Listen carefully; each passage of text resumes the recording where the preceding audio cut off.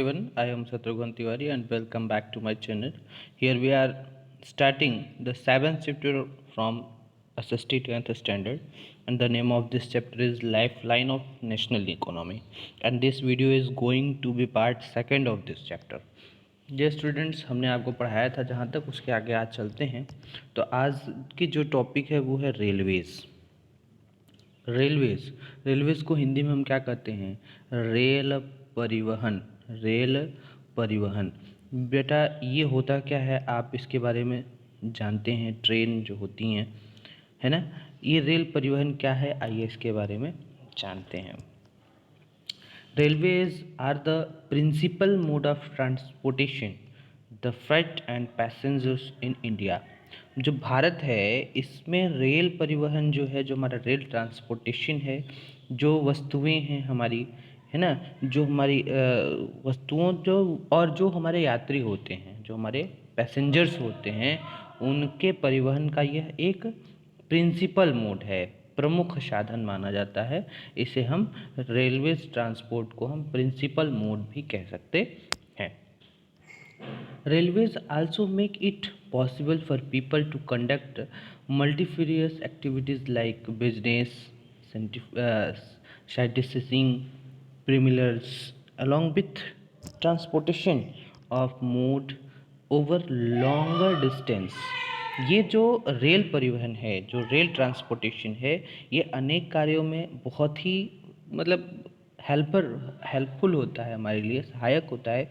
जैसे अगर हम बात करें किसी की बिजनेस की, या जैसे हम बात करें सिटीजिंग की, मतलब भ्रमण, या हम किसी भी पिलग्रिमेज की बात करें, जो हम तीर्थ यात्रा करते हैं, या जो लॉन्गर डिस्टेंस होते हैं, जो लंबी दूरी तक हम जो सामान ले आते हैं ट्रांसपोर्ट के माध्यम से, तो इसमें हमारा जो ये है रेल ट्रांसपोर्ट बहुत ही मतलब हमारे लिए हेल्पफुल माना जाता है। तो ये बात तो समझ में आ रही होगी आपको। आगे चलते हैं। Apart from an important means of transport, the Indian railways have been a great integrating force from for more than 150 years. जो हमारा यह रेल है, रेल ट्रांसपोर्टेशन है, यह एक प्रमुख परिवहन के साधन के रूप के अलावा भी अगर हम बात करें इसके, तो पिछले अगर हम बात करें 150 ईयर्स की, 150 साल पीछे की बात करें, तो इसमें अधिक से अधिक समय जो हमारा रेल ट्रांसपोर्टेशन है, इंडियन रेल ट्रांसपोर्टेशन है, एक बहुत ही महत्वपूर्ण समन्वय कह सकते हैं हम इसको, के रूप में भी जाना जाता है। Railways in India bind the economic life of a country as well as accelerate the development of the country and agriculture। जो भारतीय रेलवे है, जो इंडियन रेलवे है, देश की जो हमारी इकोनॉमिक है, जो हमारी अर्थव्यवस्था है, उसमें जो उद्योग लगे, इंडस्ट्रियां हैं, और जो एग्रीकल्चर है, जो हमारी कृषि है, उसको बहुत तीव्र गति से जो डेवलपमेंट के लिए हमारा ये आंसरेबल है। ठीक है। द इंडियन रेलवे, देखिए ये वाला पॉइंट देखिएगा, the Indian railway is the largest public sector undertaking in the country. The first train steamed off the Mumbai to Thane in 1853 covering a distance of 34 kilometre. ये छोटी छोटी चीज़ें आप हमेशा याद रखिएगा। ये एक नंबर का क्वेश्चन आ सकता है कि वह कौन सी ट्रेन है, जो वो पहली कौन सी ट्रेन है, पहली जो ट्रेन चली कहाँ से कहाँ तक चली, या कितने किलोमीटर की दूरी पहली ट्रेन में चली, या कब चली। यहाँ से 3 क्वेश्चन निकल कर आता है कि the first train steamed off from where to, मतलब कब चली, कहाँ से चली, और कितने किलोमीटर चली। ये चीज़ आप याद रखिएगा। तो जो हमारी इंडियन रेलवे है ट्रांसपोर्टेशन है, इंडियन रेलवे ट्रांसपोर्टेशन, ये हमारे पूरे देश का सबसे बड़ा सार्वजनिक जो क्षेत्र है उसका प्राधिकरण माना जाता है। और देश की जो पहली रेलगाड़ी चली थी, पहला जो ट्रेन चला था, पहली जो रेल चली थी, वो कब चली थी? 1853 में चली थी, मुंबई से थाने के बीच में चली थी। और मुंबई से थाने के बीच की कुल दूरी कितनी है? 34 किलोमीटर है। यह इतना याद रखिएगा। ये 1 नंबर के क्वेश्चन, यहाँ से 3 क्वेश्चन बन रहे हैं। ये क्वेश्चन बिल्कुल याद रखिएगा, 1 नंबर के क्वेश्चन इसमें आ सकते हैं। The Indian Railways is now recognized into 16 zones। जो भारतीय रेलवे परिवहन है, जो इंडियन रेलवे ट्रांसपोर्टेशन है, वह 16 रेल प्रखंडों को फिर से संचालित किया गया है। देखिए एक क्वेश्चन आया है, find out the current railway zones and their headquarters, also locate the headquarters of railway zones on the map of India। ये आपका होमवर्क है कि जो हमारा वर्तमान रेल प्रखंड है, जो हमारा रेलवे जोन है, जोन को हम हिंदी में प्रखंड बोलते हैं, तो जो रेलवे जोन है उसके जो हेडक्वार्टर्स हैं, वो मुख्यालय हैं, वो आप बताएं। भारत में के अगर हम मैप की बात करें तो उसमें जो हमारे रेलवे जोन है, उनके जो हमारे हेडक्वार्टर्स हैं, उनको दर्शाना है। ये आप सभी लोग इस होमवर्क करेंगे। नेक्स्ट है, the distribution partner of the railway network in the country has been largely influenced by psychographics, economic and administrative factors. जो हमारे देश की जो रेल ट्रांसपोर्टेशन है, अगर उसके वितरण की बात करें, उसके डिस्ट्रीब्यूशन की बात करें, तो उसको प्रभावित करने वाले जो कारक हैं, जो काजेज़ हैं, वो हमारी भू आकृतियाँ, जो ज़मीन की आकृतियाँ हैं ना, वो हमारे जो भू आकृतियाँ, साइकोग्राफिक्स जो हैं, आर्थिक जो हमारी इकोनॉमिक है, और जो हमारे एडमिनिस्ट्रेटिव फैक्टर्स हैं, जो हमारे प्रशासनिक कारक हैं, ये प्रमुख रूप से माने जाते हैं, मुख्य रूप से माने जाते हैं। The northern plains with their vast level land, high population density and rich agriculture resources provided the most favorable condition for their growth।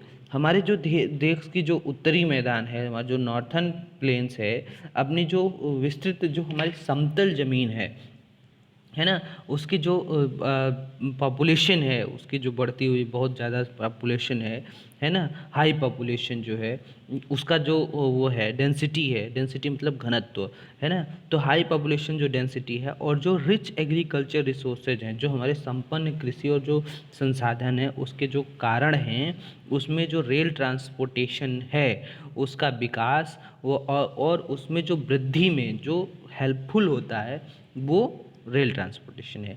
अगर हम बात करें कि जो हमारे यहाँ नदियाँ हैं उसकी बात करें, तो आगे चलते हैं। However a large number of rivers requiring construction of bridges across their wide beds posed some obstacles. जो हमारे यहाँ नदियाँ, बहुत असंख्य नदियाँ हैं, जो बहुत ज़्यादा नदियाँ हैं, उसके जो अगर हम उसके विस्तृत जल की बात करें, तो मार्गों पर जो उनके रास्ते में जो पुल बन रहे हैं, उनके निर्माण जो हो रहे हैं, वो बाधाएं, कुछ बाधाएं आती रहती हैं। आगे चलते हैं। In the hilly terrains of the peninsular region, railway tracks are laid through low hills, gaps और ट्यूनल्स। जो प्रायद्वीप हैं, हमारे हिली ट्रेन्स हैं, है ना, जो भारत में जो प्रायद्वीप हैं, या जो हमारे जो रेल ट्रांसपोर्टेशन में जो हमारे रोड है, रेल का जो मार्ग है, वो उबड़ खाबड़ है, पहाड़ी क्षेत्रों में या छोटी पहाड़ियों में, या जो सुरंग बनती हैं, जो ज़मीन के अंदर, पहाड़ों के अंदर से जो सुरंग जाती है, ये आदि सारी चीज़ें इसके होकर गुजरती हैं। आगे चलते हैं। The Himalayan mountains region too are unfavourable for the construction of railway lines due to high relief, sparse population and lack of economic opportunities. Likewise, it was difficult to lay railways lines on the sandy plains of western Rajasthan, swamps of Gujarat, forest tracts of Madhya Pradesh, and Chhattisgarh, Orissa and Jharkhand. जो बात करें हम जो हिमालय पर्वत हैं हमारे, उसके जो हमारे उच्चावच हैं या जो वहाँ की जो पॉपुलेशन है या उसके जो इकोनॉमिक अपॉर्चुनिटीज़ है, उसमें कमी के कारण जो रेलवे लाइन है उसका निर्माण उसकी प्रतिकूल परिस्थितियाँ उत्पन्न करता है।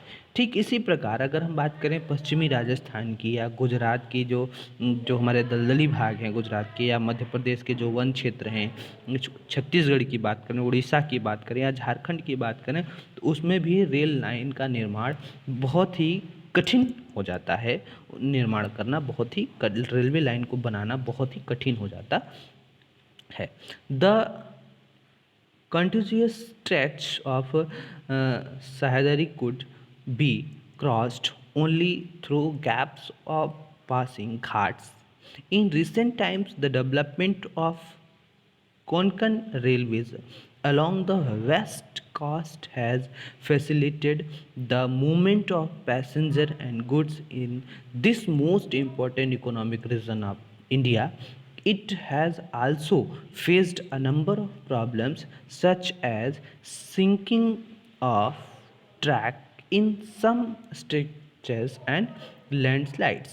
जो बात करें हम जो हमारे यहाँ सहाद्री है, जो सहाद्री है, सहाद्री स्ट्रेच ऑफ सहाद्री, और उसके जो आसपास जो आने वाले क्षेत्र हैं वो भी घाट या जो दर्रे होते हैं उसके द्वारा जो पार करना ये भी संभव है। कुछ वर्ष पहले की बात करें तो भारत में जो महत्वपूर्ण जो हमारे इकोनॉमिक क्षेत्र हुए, जो इकोनॉमिक हमारा एरिया रहा, उसमें जो हमारे पश्चिमी पट हैं उसके साथ जो कोंकण रेलवे है उसके विकास में जो यात्री और जो उसके यात्रियों के जो वस्तु हुए उनकी जो आवागमन हुई उसमें सुविधाजनक बहुत ही सरल बनाया गया। यद्यपि अगर हम बात करें कि जो हमारे यहाँ समस्याएं बहुत ज़्यादा उत्पन्न हो रही हैं, जैसे भूस्खलन है हमारा, है ना, ये आपका क्या कहते हैं, किसी किसी भाग में अगर देखें तो रेलवे ट्रैक का जो धंस जाना होता है ना, ये सारी चीज़ें भी इसके अंदर बाधा लाती हैं। Today the railways have become more important in our national economy than all the other means of transportation put together. However, railways transport suffers from certain problems as well. Many passengers travel without ticket. Thefts and damaging of railway property has not yet stopped completely. People stop the trains, pull the chain unnecessarily, and these causes heavy damage to the railways. Think over it how we can help our country in running as per the schedule time.